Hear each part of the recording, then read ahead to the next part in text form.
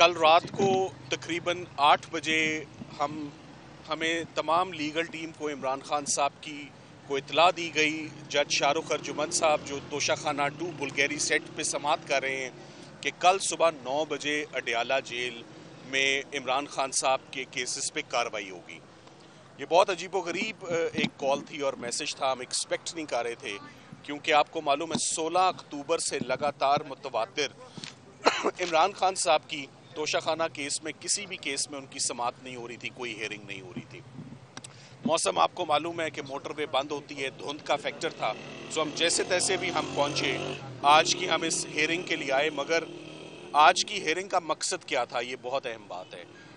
16 اکتوبر کو جب فاضل جج صاحب شاہ رخ ارجمند صاحب نے تمام ایویڈنس کنکلوڈ ہونے کے بعد کیس کو ایڈجرن کیا, تو کیس کو ایڈجرن کیا فار ریبٹل آف آرگیومنٹس, یعنی کہ سرکار کی جانب سے کچھ بقایا جو دلائل تھے ان کے لیے یہ آج کی تاریخ رکھی گئی.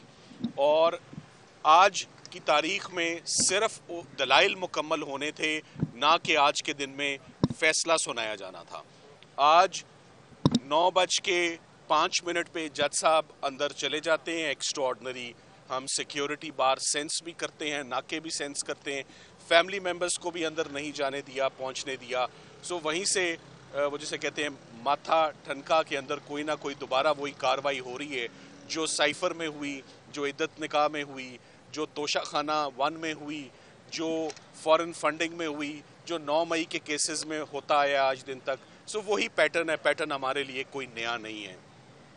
اندر جاتے ہی سب سے پہلے تو جج صاحب نے جو آج ایک اللیگیلٹی کمٹ کی کہ انہوں نے جو بھی فیصلہ سنایا ہے وہ فیصلہ ملزمان کی غیر موجودگی میں سنایا اور ان کے وکلاء کی بھی غیر موجودگی میں یہ فیصلہ سنایا.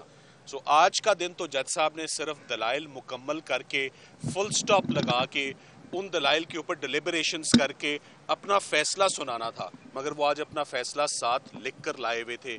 59 پیجز پر مشتمل فیصلہ, 32 پیراگراف انہوں نے لکھے, اور انہوں نے آخری پیراگراف میں لکھا کہ میں رحم کی اپروچ اڈاپٹ کرتے ہوئے, کیونکہ خان صاحب کی عمر کو مد نظر رکھتے ہوئے اور ان کی اہلیہ چونکہ فیمیل ہیں ان کو مد نظر رکھتے ہوئے, عمران خان صاحب کو 10 سال کی سزا, ان کی اہلیہ کو بھی 10 سال کی سزا, اور 5/247 جسے ہم اینٹی کرپشن بولتے ہیں اس میں 7 سال کی سزا, اور 1,64,00,000 روپے میاں بیوی دونوں کو فائن کی سزا سناتا ہوں. لکھا ہوا فیصلہ تمام مختلف پیٹرن پہ.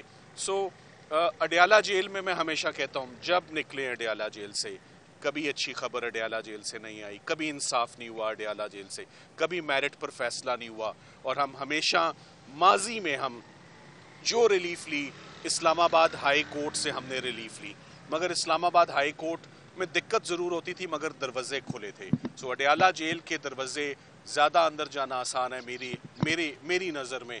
اسلام آباد ہائی کورٹ کے تو دروازے لاکڈ ہیں, جسے کہتے ہیں اس پہ قفل لگا ہوا ہے, نہ آپ اندر انٹر ہو سکتے ہیں, نہ کوئی درخواست دائر کر سکتے ہیں, نہ کوئی اپیل لگتی ہے. کل رات تک ہسبینڈ اینڈ وائف کے اگینسٹ ایک کنوکشن تھی, القادر کو ہم فکس کروانے کے لیے 5 مرتبہ ہماری C M applications early hearing کی, متعدد بار فیملی نے, وکلاء نے, ان کے آفس, ہم اسلام آباد ہائی کورٹ چیف جسٹس صاحب سے گزشتہ 2.5-3 مہینوں میں ہم نے کئی دفعہ ان سے گزارش کی کہ 1 سال ہو گیا القادر میں, جنوری میں سزا آئی تھی, آپ کو یاد ہوگا 27 جنوری 2024 کو یہ سزا آئی, اور آج 1 سال گزرنے کے بعد بھی اسلام آباد ہائی کورٹ 5 منٹ کی ہیئرنگ. خواتین کو خاص طور پہ خواتین کے کیسز کے ساتھ کمپیشنیٹ اور سمپیتھیٹک ویو لیا جاتا ہے, ان کے کیسز ضمانتوں کے خاص طور پہ پرائرٹی پر لگائے جاتے ہیں. 1 سال میں 5 درخواستیں, بے شمار ریکویسٹ کہ کم از کم بشرا عمران ان کی بیگم کی حد تک تو یہ ہیئرنگ لگا دی جائے, مگر وہ کبھی بھی ہیئرنگ نہیں لگی. ہماری ہر اپلیکیشن جو ہے وہ اگنور کی گئی. بالآخر آج دوسری سزا بھی آ چکی ہے. عمران خان صاحب ہمیشہ کی طرح آج بھی مسکرا رہے تھے جب انہوں نے سزا اپنی سنی. میں نے ان کا یہ پیٹرن بھی, جیسے سزاؤں کا پیٹرن ہے خان صاحب کا بھی وہی پیٹرن ہے. سو وہ مسکرا رہے تھے, وہ بالکل حیران نہیں تھے, وہ ایکسپیکٹ کر رہے تھے, مگر اس بات پہ بہت شاکڈ تھے کہ آج تو تمہارا ویٹ بھی نہیں ہوا, लीगल टीम का भी वेट नहीं हुआ और जज साहब ने हमारा वेट भी नहीं किया और फैसला सुनाकर वो चले गए। तो ये जज साहब, मैं बड़ा हैरान हूँ कि जज साहब को कम से कम ट्रायल तो मुकम्मल करना चाहिए था, कम से कम लीगल फॉर्मेलिटीज़ तो पूरी होनी चाहिए थी, 10A के तकाजे तो कम से कम पूरे कर देते, फैसला फेयर होता ना होता, एक ट्रायल। सो इससे पहले भी आप देखें तोशा खाना 1 में भी कभी ट्रायल ही मुकम्मल नहीं हुआ, साइफर भी कैसे जैसे चलता रहा, ट्रायल के अंदर इतने फ्लॉज और डिफेक्ट्स रहे, वही फ्लॉज वही डिफेक्ट्स आज के भी इस ट्रायल के अंदर मौजूद हैं। इमरान खान साहब ने हदायत दी है कि उनके और उनकी अहलिया के बिहाफ पर मैं अपील दायर करूं इस्लामाबाद हाई कोर्ट में, और जो उनका ट्रस्ट और कॉन्फिडेंस हमेशा से जुडिशरी के अंदर है, हमेशा रूल ऑफ लॉ की बात ही उन्होंने की है, हमेशा लीगल इंस्ट्रक्शंस ही हमें दी है कि सज़ा आ गई, अब क्या हो सकता है, जो आप कानूनी चारा गोई आप करें, इसका नेक्स्ट स्टेप अपनी अपील दायर करें। खान साहब को ऑफ कोर्स बहुत मुश्किलात में रखा हुआ है, उनकी अहलिया को भी, वो बहुत डिस्टर्ब्ड हैं इस बात पे कि आइसोलेशन में उनको जो है वो रखा हुआ है, किताबें उनके पास नहीं हैं, ख़ास तौर पे वो कह रहे हैं मुझसे मिलना चाहते हैं, मुझसे बात करना चाहते हैं। आज मेरी उनसे मुलाकात भी बहुत मुश्किल से, ये जितनी गुफ्तगू हुई है ये बहुत मुश्किल से और टफ सर्कमस्टांसेस में हुई है, मेरी मुलाकात और मेरी उनसे गुफ्तगू ही नहीं होने किसी तरह मुमकिन हो पा रही थी आज, इतना ज़्यादा पहरा जो था वो अंदर लगा हुआ था।